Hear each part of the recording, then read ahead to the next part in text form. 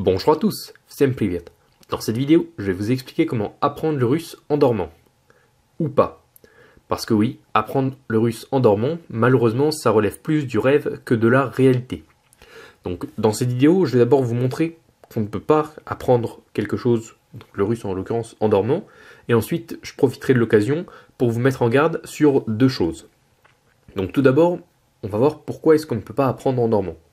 Donc l'apprentissage durant le sommeil, ça s'appelle l'hypnopédie. Et malheureusement, il n'y a pas d'études très concluantes là-dessus.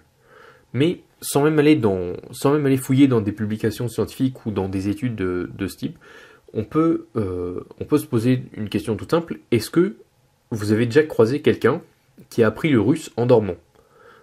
Ou une autre langue, ou même n'importe quelle compétence. Par exemple, le boulanger, le coiffeur, le mécanicien, ils n'ont pas appris leur métier en dormant. Et en plus, s'il existait une méthode pour apprendre en dormant, l'école n'existerait plus, ou tout du moins son rôle serait très différent. Donc c'est pour ça que malheureusement on peut pas apprendre en dormant. Mais imaginons quand même qu'il y a un certain effet de l'apprentissage en dormant qui existe mais qui ne soit pas encore prouvé. On peut quand même s'imaginer qu'il serait plus ou moins semblable à celui de l'élève qui somnole en cours. C'est-à-dire un état entre le sommeil et l'éveil, et où on n'écoute qu'à moitié le cours du professeur. Et même dans cette situation-là, on ne peut pas vraiment dire que ce soit un apprentissage efficace, et on peut encore moins miser là-dessus pour apprendre une langue complètement. Du coup, c'est pour ça que je voulais profiter de cette vidéo pour vous avertir de deux choses. La première, c'est la malhonnêteté. Je suis tombé sur des sites anglophones, probablement américains ou anglais, qui jouent là-dessus, qui joue sur le fait que beaucoup de personnes cherchent à apprendre des langues facilement, donc en dormant, pour vendre des solutions miracles qui bien entendu ne fonctionnent pas étant donné qu'on ne peut pas apprendre en dormant, tout du moins on ne peut pas apprendre de manière efficace en dormant. Et du coup la deuxième chose sur laquelle je voulais vous avertir, c'est justement ça, ce sont les solutions miracles. Il faut savoir qu'elles n'existent pas. Même avec la meilleure méthode du monde, il faut quoi qu'il arrive travailler, il faut fournir des efforts.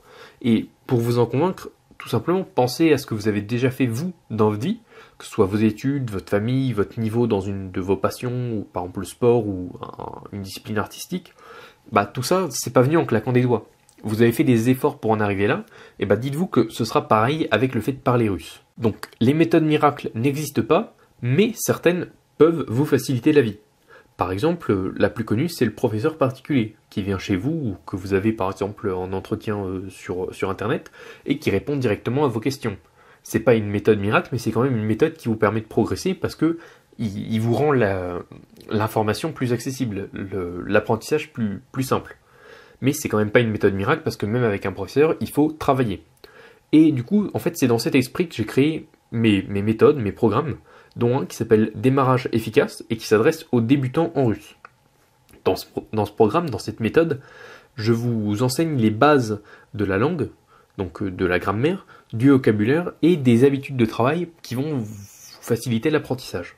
C'est un programme qui coûte 29 € et le lien vers la page de présentation détaillée est dans la description. Bon après, je sais que vous ne me connaissez pas, donc si vous voulez d'abord voir comment je travaille, comment sont constitués mes programmes, je vous invite à aller encore une fois dans la description, mais pas sur Démarrage efficace, mais sur l'alphabet russe en 7 jours.